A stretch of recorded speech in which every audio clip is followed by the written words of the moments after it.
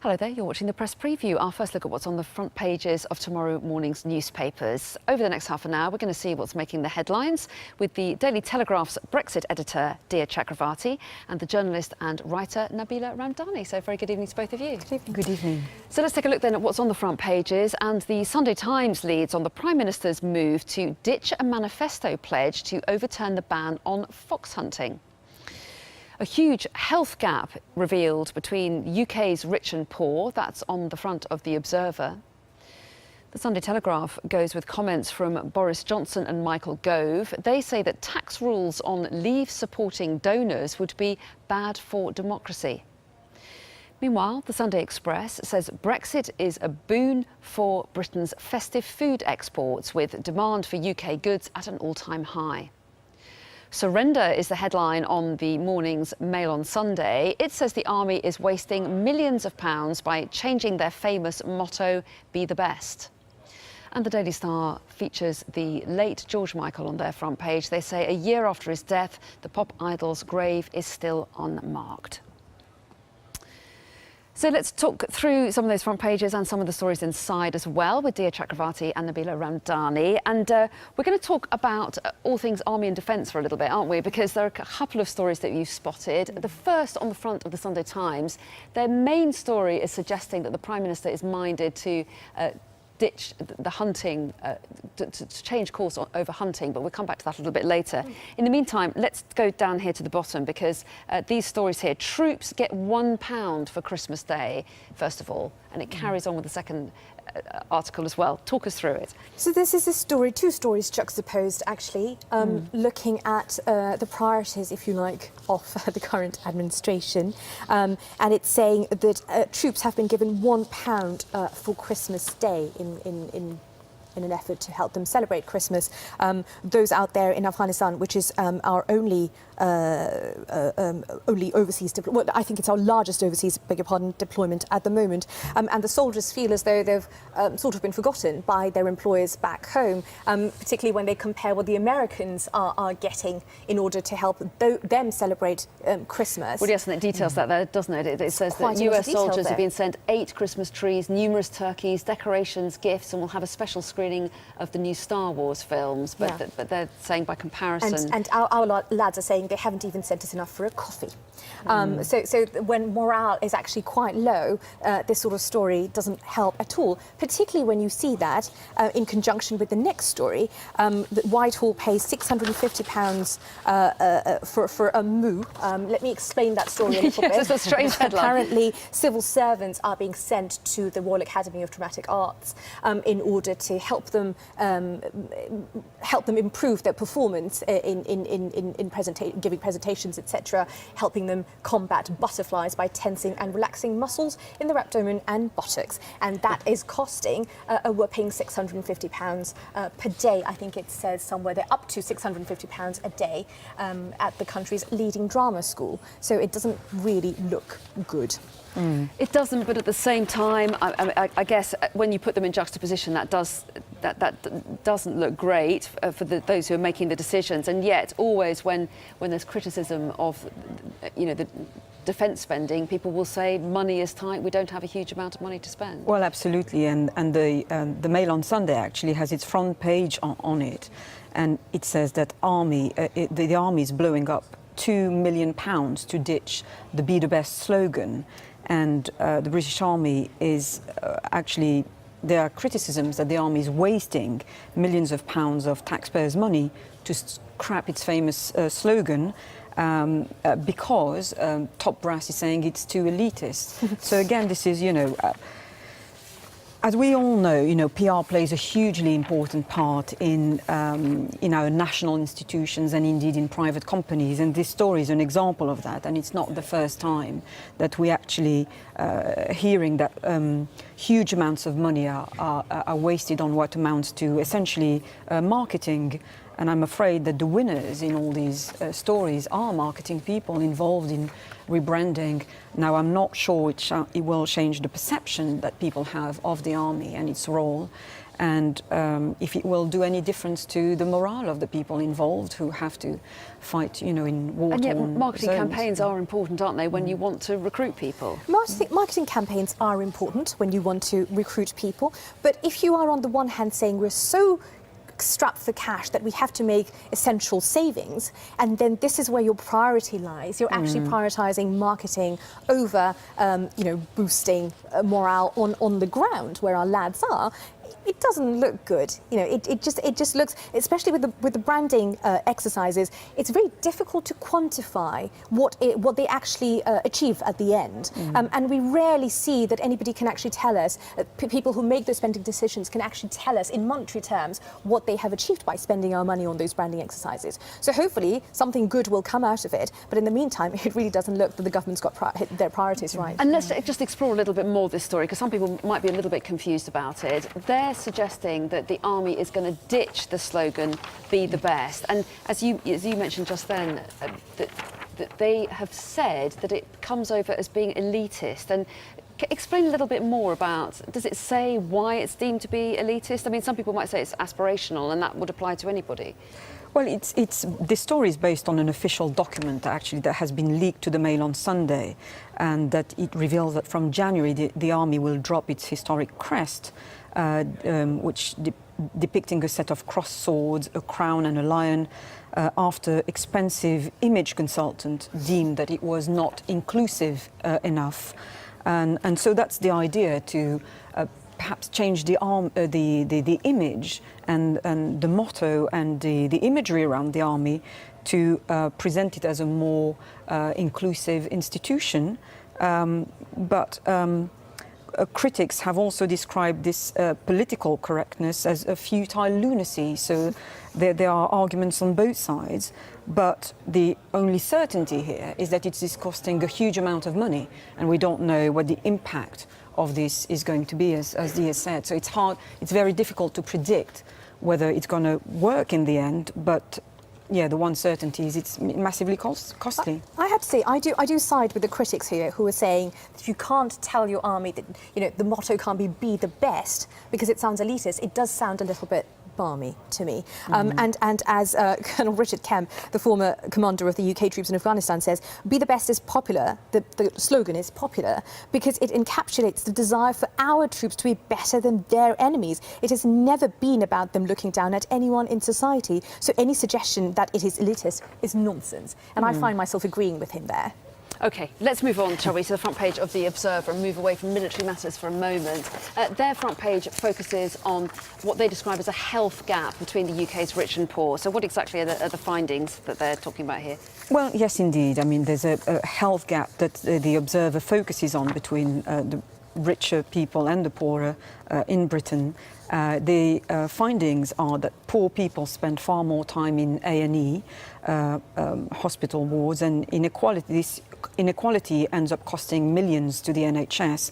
And if you read the intro, which goes on to say that children from poor families are far more likely to end up in hospital, A&E departments, or need emergency treatment for conditions such as asthma and diabetes. And these figures actually are the consequences, it is to be believed, of poverty in Britain. Well, it sounds like a truism to say that poor families are more likely to suffer from such diseases. I'm afraid it's a fact of history. But we often hear about the wealth gap in Britain, and one that has increased greatly over the years. But of course, there is a correlation between the wealth gap and indeed the health gap. Rich people throughout history have led healthier, better cared for life than poor people. That's the reality, I'm afraid, and whichever political party you support in Britain today, then I think you have to concede that there's a huge amount of inequality, and the burden of the cost of this inequality inevitably falls on the NHS, it seems. Well, yes, and there's a study, isn't there, by the Nuffield Trust, and it's saying here it found inequalities in some areas of child health had increased over the last decade in England, and that's despite, as they point out, advances in care, but also,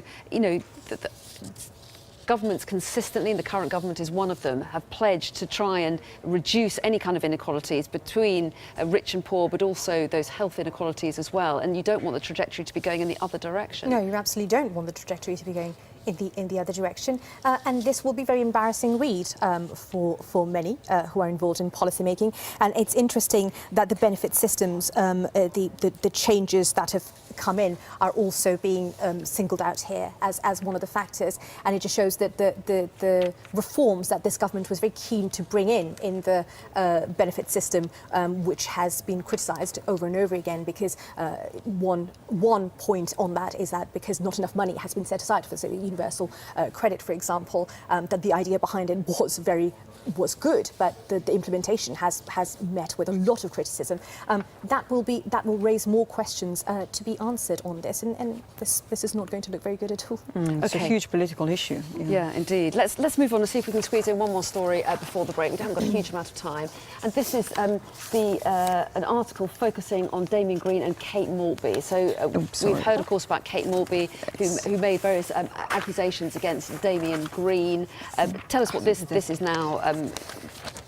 Well, it's I'm trying to find the front page. Oh, there it is. The Sunday Times. I mean, other papers cover it as well, but it's. There we go. That's the front page of the Sunday Times as well.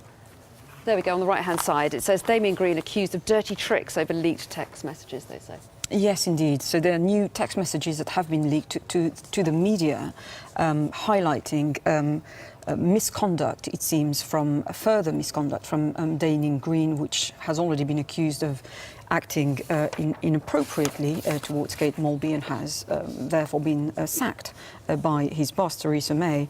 Now, this is an extension of that saga, if you like, with fresh accusations made against Damien Green, sending inappropriate text messages to Kate Maltby, and also fresh accusations against his allies, who, in a move to try to discredit Kate Maltby in the wake of Damien Green's sacking. So, I mean, clearly this is one of those stories where there are two sides, and both sides make compelling cases for their arguments. The truth is, few of us really know the ins and outs of these stories and what goes on in people's personal lives, but it seems that the dividing line between public and private life is very, very thin indeed in politics nowadays. And this story is a spectacular example of this, and it's very unsavoury, it's very unpleasant, but it's essentially the continuation of the Damien Green saga, if I may call it that way. Well, yes. And sorry to cut you off. We do need to go to a break, and of course he did. He was sacked, essentially, wasn't he, by the Prime Minister earlier this week for breaching the ministerial code, and that was over being seen not to give misleading statements over the allegations over pornography. And he did apologise to Kate Maltby, although he said he didn't recognise the description that she'd given of events. More on that, I'm sure, another time, but we really must go to a break. Plenty more to come, though, including Britain's Christmas food and drinks exports are booming due to Brexit. Find out more about that after the break. Welcome back. You're watching the press preview. With me tonight, the Daily Telegraph's Brexit editor, Dia Chakravarty, and the journalist and writer, Nabila Ramdani. And we're going to turn our attention to one of the inside pages of the Mail on Sunday. And this is the very sad story about the fire at London Zoo. Yes, this is really, I mean, it's such a sad story. Throughout the day, we were hearing that an aardvark and 4 meerkats were missing.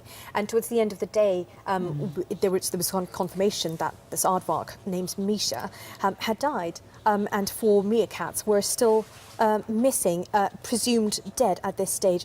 It's just one of those really, really sad stories. And now we found out a little bit more about where the fire had started. And apparently it started in the cafeteria area. Our fire services worked really hard to put the fire out, but we're left with this tragedy. That's right, and while it is incredibly sad, obviously, and the zoo was closed for most of today, wasn't it? But it could have been a whole lot worse, if you think about it, given that it started, I think, at 6 o'clock in the morning. 70 firefighters there, but it could have spread further, and we could be talking about a worse... Yes, indeed, and I think what is crucially important about zoos is, of course, it's at least that you know the animals are going to be safe, but from the ravages of the wild. But this is what makes this story particularly sad. It's because they were exposed in a way to this kind of. They found themselves in an unsafe situation in the end. And couldn't escape, of course. Yeah. Let's move on to the front of the Sunday Times. We're going to rattle through these a little bit because we're short of time. Their main story, and to keep up the animal theme, they're saying that Theresa May is going to ditch hunting and instead turn her attention to backing animal rights. So when this was announced during the election campaign earlier in the year, it did come as quite a surprise to many people. Why was Mrs May suddenly talking about hunting when everybody had thought that it had been discussed and it had been decided on? It didn't go very well for her, as we know. That is an understatement. The election, yes. The election. And some studies have suggested that this was one of the reasons that made the Tories look like they had undone quite a lot of work that you might say David Cameron, for example, had done in terms of making it look like a more modern party. So this news story today says that it is very much looking like people who were before seemed to be pro-blood sports, such as Michael Gove, are now very much against it and are backing bills which would make sure that this never comes back and becomes law. But this is also another story about branding and indeed rebranding. The idea behind is to present the Conservatives as a more caring party. Now, you do wonder how many people have an interest in fox hunting in the first place, but I can think of much better ways of presenting the Tory party as a more caring party by, tackling head-on grave issues such as homelessness or greater inequalities or indeed huge poverty, or reducing the gap between rich and poor, as we were discussing earlier. And, fox hunting seems to be further down the list as far as presenting the party as more caring is concerned. And I don't think it would change people's views about the party, more generally speaking. OK, let's finally talk about the Sunday Express's main story. They're talking about a Brexit bonus. They're saying that Britain's exports of food in particular, I think they're focusing on, aren't they, are doing very well, presumably because of the weak pound. Is that right? Yes, that's right. So we've heard a lot about how the weak pound has caused people trouble, but this is, of course, the other side of the story, that a weaker pound has meant that our exporters have done rather well. It's actually not just food, it's also talking about award-winning television programmes. So our television programmes are considered to be, they're considered to be of very high quality, and they have been doing well. And there's one statistic here. Doctor Who alone has racked up sales to 239 territories in its lifetime, holding the Guinness World Record for the longest-running sci-fi series, and it continues to be a good export for us. So, as you say, good Brexit news, but a lot of people will say the weak pound has helped fuel inflation in this country, and food has become a lot more expensive for people living here. On that note, I don't want to have the last word or anything, but I'm in charge, so we are out of time. I'll see you both again at 11:30, though, with another selection. Thank you. Hello there, you're watching the Press Preview, a look at what's in tomorrow's newspapers as they arrive. And joining us to offer their insights into the headlines are the Daily Telegraph's Brexit editor, Dia Chakravarty, and the journalist and writer, Nabila Ramdani. So welcome to both of you. Thank you. Thank you. So let's take a look then at what's on the front pages of those papers. And the Sunday Times says the Prime Minister is expected to abandon a manifesto promise to overturn the ban on fox hunting because she thinks it'll make the Conservative Party look more caring. The Observer leads with new figures suggesting the gap between the richest and the poorest people in Britain is growing, with children from poorer backgrounds more likely to need emergency treatment in hospital. The Sunday Telegraph says Boris Johnson and Michael Gove are annoyed that the Treasury is expecting people who donated money to the Leave campaign to pay the 20% tax applied to gifts. The Sunday Express says Brexit has increased the demand for UK goods, with sales of festive food and drink up by £10 billion on last year. The Mail on Sunday has a leaked document suggesting that the army is spending millions of pounds changing its motto, "Be the best." And the Daily Star features the late George Michael on its front page. They say a year after the pop star's death, his grave is still unmarked. So let's talk about those stories on the front pages, some of the stories inside as well, with Dia Chakravarty and Nabila Ramdani. And you want to kick off with a few defence-related stories, all very different in their own way. The front of the Sunday Times has two of them, down here at the bottom.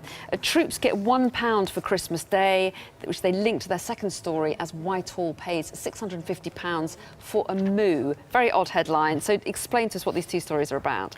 It's about the fact that our troops who are out in Afghanistan are reportedly getting just £1 to celebrate Christmas Day. And they are talking about, in that article, they talk about what a big contrast it is to countries such as the US. But even the Danish and the Mongolians seem to be getting more than our troops are who are out there. And sitting next to the story, which is that civil servants are being sent to RADA to get lessons in elocution lessons and training so that they can overcome their fear of speaking, presentation, etc. And that is apparently costing up to £650 a day at the country's leading drama school. So they're trying to make the point that our poor soldiers are getting a pound per person to celebrate Christmas, while this money is being spent on civil servants. Precisely, making the point that if it comes to prioritising a shrinking pot of money, it doesn't seem like our politicians, or our government in this case, is actually doing very well. And combine that with the story that is on the front. I think we were going to go on to the Mail on Sunday, which is talking about the army taking on a rebranding exercise, which is meant to cost up to £2 million. Yes, it's essentially about PR, and critics are already saying that the army will be effectively squandering money on what they call a futile branding, which they call lunacy. And the project is actually the brainchild of the army's most senior officer, General Sir Nick Carter, the Chief of the General Staff. And what he would like to do is to present another image of the army, keep the slogan "Be the Best," which has proven to be working, but also change the logo of the army itself with a fluttering Union Jack with Army written in bold letters underneath. But again, there's already critics saying that the change of logo has been criticised massively inside the army, and people have shown support for the cross sword over the Union Jack.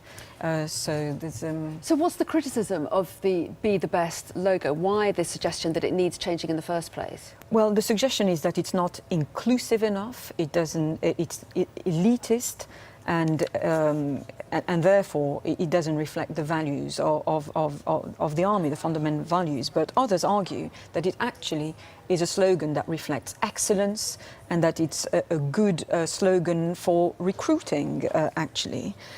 But as is highlighted in the Mail on Sunday story, top advertising doesn't come cheap.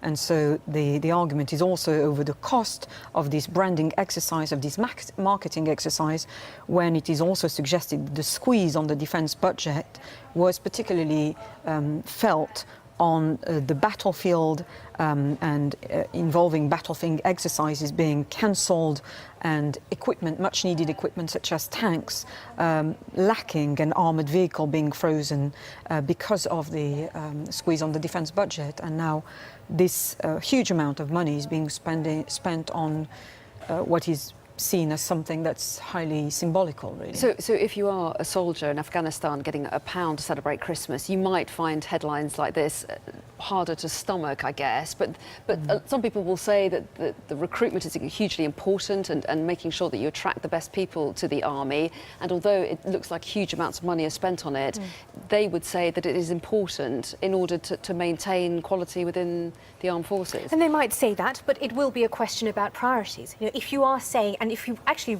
scroll down a little bit on that same page, Anna, there's another story about a PM tells warring ministers to bury the hatchet. This is a war, apparently, between Philip Hammond, the Chancellor, and Gavin Williamson, the Secretary of State for Defence, where this war is going on, where Philip Hammond is repeatedly telling the Secretary of State for Defence that there simply is no money for what the Secretary of Defence is seeing as essential spending on as Nabila was saying, on equipment, etc. And you can't say that on one hand and then be seen to spend up to £2 million on rebranding. It does seem seem very much like a priority fail. And this story doesn't look very good either. It seems like the two very senior ministers in the cabinet are behaving like two young boys, brawling boys, and the PM is having to play the mum and, separate, or the parent, if you like, and separate them two and saying, take your fight offline and do it in private. And yet there does seem to be tension within the Conservative Party, and not for the first time. This has happened in previous administrations as well, over defence cuts. Some very uncomfortable by the extent to which the cuts are being made, others pointing out that there isn't a huge amount of money around and all departments are suffering cuts, that there is that tension there, isn't there, within the government? Yes, indeed, and I think, that marketing shouldn't be seen as a priority in times where not just, the defence budget has been squeezed, but army personnel has been reduced as well. It has shrunk considerably. And one might argue that there are other departments, such as Sky News was running a very relevant report on homelessness in the UK today. Such issues such as increasing inequalities, homelessness in civilised countries like the UK might seem more important than a branding exercise. So I think that's the main criticism of people who are against this, this huge amount of money being spent. OK, let's move on to, there's a double-page spread in the Mail, which continues to look at the situation regarding Damien Green, who was, of course, sacked this week. But there was one element concerning Charlie Elphicke that you were particularly interested in, Dia, that you wanted to talk about.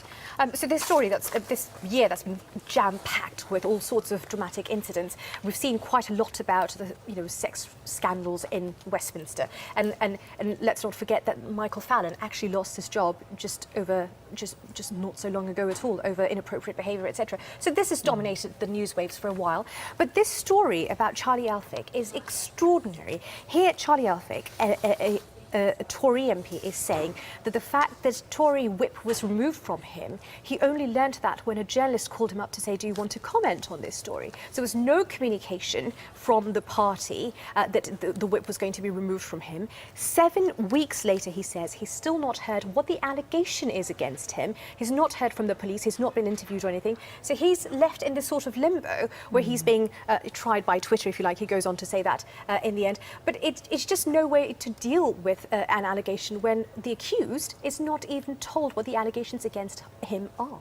And clearly all allegations need to be taken seriously, but do you think that we need to pay more attention to the accused themselves? Do you think that in some of these instances people could be treated better? Well, I think so. I mean, there are always two sides to any story, really, and it's when you don't have the ins and outs of the stories, it's hard to make an argument one way or the other.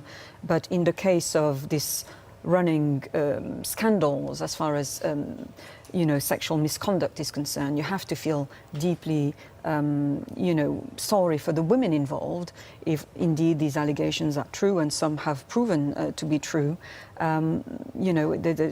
There's a way to conduct yourself when you're embarking on a public career. So I think it's only fair when we see these resignations or indeed those sackings when the case has been made and indeed proven that something inappropriate did happen.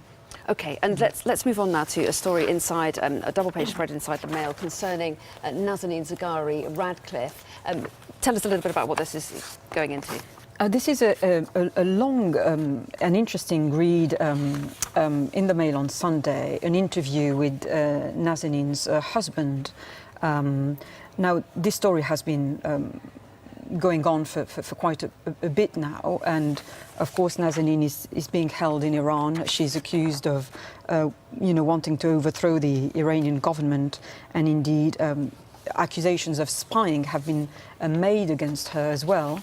And this is basically an interview with her husband where he talks about the hope he had for her to be freed last week in the wake of Boris Johnson's visit to Iran. And he had even planned to bought tickets to a Christmas carol anticipating her release. But of course, there were a few setbacks along the way. She's still jailed in Iran. And he basically focuses on her fragile state of mind, her health, the difficulty, the agony of not seeing her daughter, Gabriella, who's being looked after by her parents in Iran, meaning that both parents are not seeing the child growing up effectively. And so he's going over the agony, really, of being separated from his wife, and also the difficulty of getting a clear-cut judiciary ruling from the Iranian government, and the political and indeed the judicial system being what they are in Iran. It's very, there's no certainty whatsoever about the outcome. Well, that's right, some confusing messages as well. We heard this week that he'd hoped that she may be eligible for early release. The next thing we heard that she may face new charges, so that this push and pull that he is experiencing all the time must be incredibly hard to deal with. And with Christmas coming, a time that we associate with families, of course, it's probably particularly poignant for him. It really is just absolutely painful. And this point that Nabila picked up on, and that in a letter Nazanin has written to her husband, neither of us has seen our daughter grow up. The daughter's over there, she gets to visit her mother twice a week, but the father's over here doing everything he possibly can to get the mother out, and it's just it's just such a painful situation. Indeed, and no doubt he'll be waiting for more news every day. And exactly. So let's take a pause now, though. We've got lots to talk about after the break, including, is Britain losing the real meaning of Christmas? A survey finds only 1 in 80 Christmas cards show the nativity. We'll be talking about that in a moment.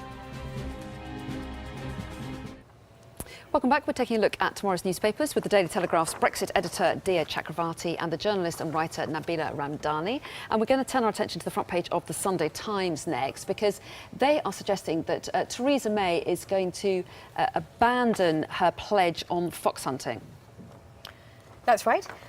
When we first heard about fox hunting again during the election campaign in May earlier this year, it did come as a surprise to many. You know, we weren't entirely sure why Theresa May was suddenly talking about fox hunting, which seemed like a fight which had been fought and lost for the Tories a little while ago. But suffice it to say that it didn't go very well for her for the election campaign, and now it seems like this is going to be yet another election pledge that Mrs May is going to ditch in an effort for the Conservatives to come across as a more caring, animal-loving party. Yes, indeed. And yes, I was wondering actually how many people do actually support fox hunting in this part. Is it a small? It seems to me to be a very niche issue for the Conservative Party in general, and indeed as far as the other big issues are concerned, such as poverty, inequality, got lots of stories about homelessness and rising inequality essentially, and this seems to be a bit niche and dare I say irrelevant, and there are many different ways of portraying yourself or projecting yourself as to be a caring party by tackling head-on hugely important issues aimed at reducing inequalities in Britain, for example. But, and yet, if Theresa May had gone through with that pledge to overturn the ban on fox hunting, people might have argued they might say that might give the party a bad image in terms of looking caring. Well, indeed. I mean, for all the right reasons, I think. But I think it's the right move. I mean, to be on the side of animal rights. You know, there's nothing wrong with that. Quite the opposite. And this is something, you know, to be approved of, in my opinion.